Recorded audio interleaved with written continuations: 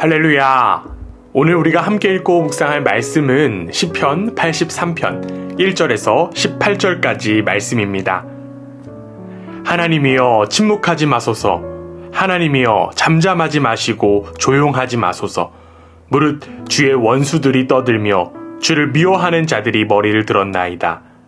그들이 주의 백성을 치려하여 간궤를 꾀하며 주께서 숨기신 자를 치려고 서로 의논하여 말하기를 가서 그들을 멸하여 다시 나라가 되지 못하게 하여 이스라엘의 이름으로 다시는 기억되지 못하게 하자 하나이다.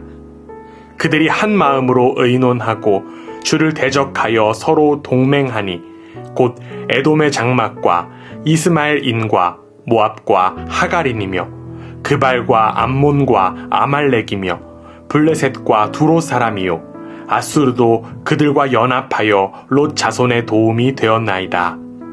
주는 미디안인에게 행하신 것 같이 기손 시내에서 시스라와 야빈에게 행하신 것 같이 그들에게도 행하소서. 그들은 엔돌에서 패망하여 땅에 거름이 되었나이다. 그들의 귀인들이 오렙과 셉 같게 하시며 그들의 모든 고관들은 세바와 살문나와 같게 하소서. 그들이 말하기를 우리가 하나님의 목장을 우리의 소유로 취하자 하였나이다. 나의 하나님이여 그들이 굴러가는 건불 같게 하시며 바람에 날리는 지푸라기 같게 하소서. 삼림을 사르는 불과 산에 붙는 불길같이 주의 광풍으로 그들을 쫓으시며 주의 폭풍으로 그들을 두렵게 하소서. 여호와여 그들의 얼굴에 수치가 가득하게 하사 그들이 주의 이름을 찾게 하소서.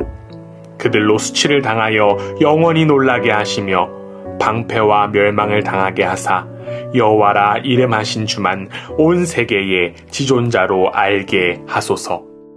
아멘. 하나님의 나라의 백성으로 주님의 은혜와 도우심으로 살아가는 여러분 모두의 삶을 주님의 이름으로 축복합니다. 일본의 작가인 엔도 슈사쿠의 침묵이라는 소설이 있습니다. 침묵은 믿음을 지키기 위해 고난을 겪고 있는 이들과 하나님의 침묵에 관한 내용입니다. 저자인 엔도 슈사쿠는 등장인물의 입술을 빌려 이러한 고백을 합니다. 가장 큰 죄는 하나님에 대한 절망감이란 것을 물론 잘 알고 있습니다만 왜 하나님은 침묵만 지키고 계시는지 나에겐 이해가 가지 않습니다.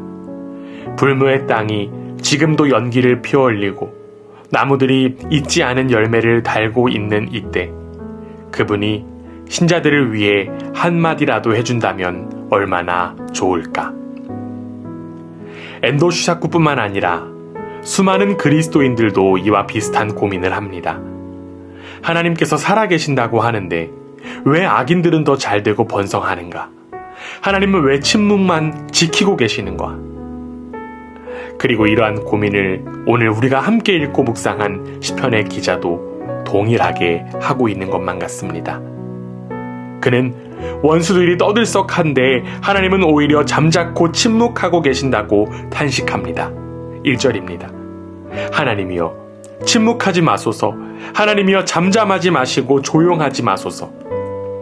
시인은 하나님의 이름을 2번이나 부르면서 침묵하지 마시기를 간구했습니다.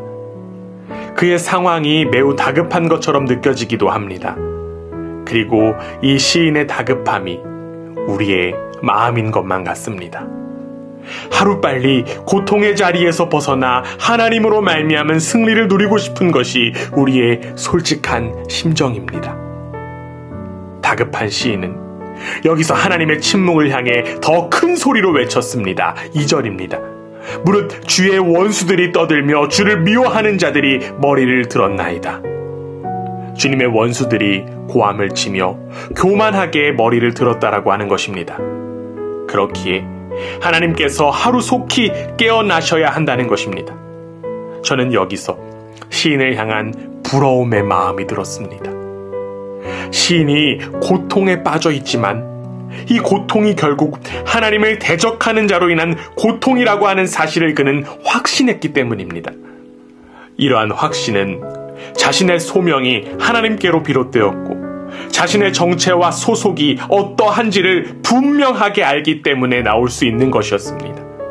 결국 자신의 욕심 때문에 받는 고통이 아닌 하나님으로 인하여 받는 고통이라고 하는 확신이 있었기 때문입니다. 우리도 이 시인과 마찬가지로 하나님이 나의 편이라고 하는 사실을 믿고 따릅니다. 그렇기 때문에 억울한 상황이 발생하거나 고통 속에 있게 될 때에 하나님을 향해 시인처럼 부르짖곤 합니다. 그런데 돌아보면 우리는 이 시인과 다른 점이 있는 것만 같습니다. 하나님이 나의 편이라고 하는 사실은 똑같지만 내가 하나님의 편이 아닐 때가 많다는 점입니다. 그렇기 때문에 하나님의 침묵을 향해 부르짖으면서 하나님께 당당하지 못할 때가 더욱더 많습니다. 여전히 남아있는 욕망과 욕심으로 인하여 받는 고통이 있기 때문에 감히 하나님이 나의 편이라고 인정하기가 부끄럽습니다. 그러나 오늘 우리는 이 시인의 고백이 우리의 고백이 되기를 원합니다.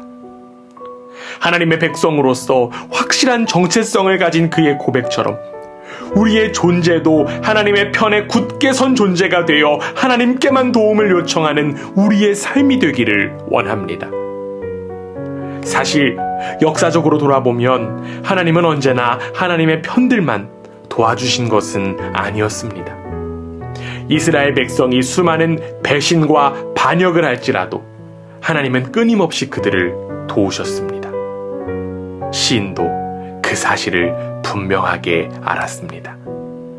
그래서 시인은 이스라엘의 구원의 역사를 회고하면서 하나님의 심판을 요청한 것입니다.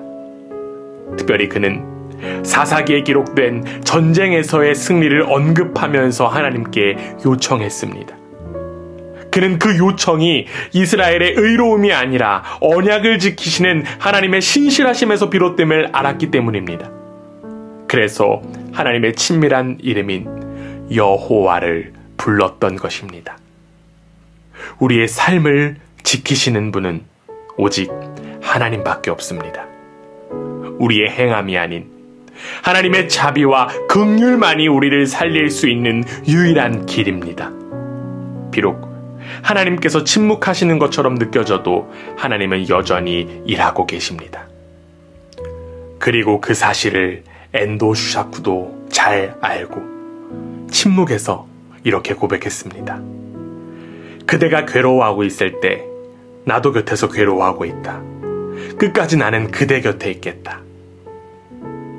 우리와 함께 하시는 하나님과 승리와 평안과 회복의 삶을 걸어가는 복된 우리 모두가 되기를 주님의 이름으로 간절히 원합니다. 아멘.